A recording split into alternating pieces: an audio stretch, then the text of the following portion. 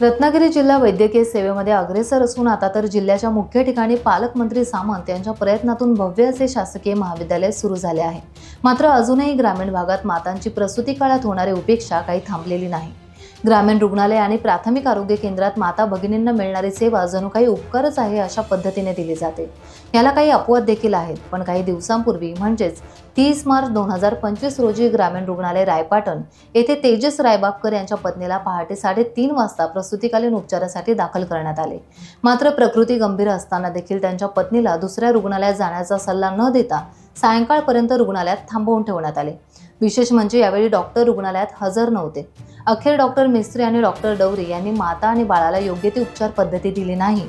त्यात ऑक्सिजन न लावताच कोल्हापूर CPR हॉस्पिटलला नेत असतानाच त्यांच्या नवजात बालकाचा दुर्दैवी मृत्यू झाला।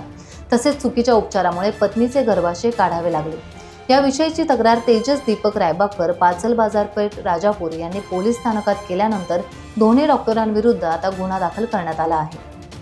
टाइम्स डिजिटलला लाईक करा, सबस्क्राइब करा, शेअर करा आणि बेल आयकॉन दाबायला विसरू नका। पाहत रहा टाइम्स डिजिटल।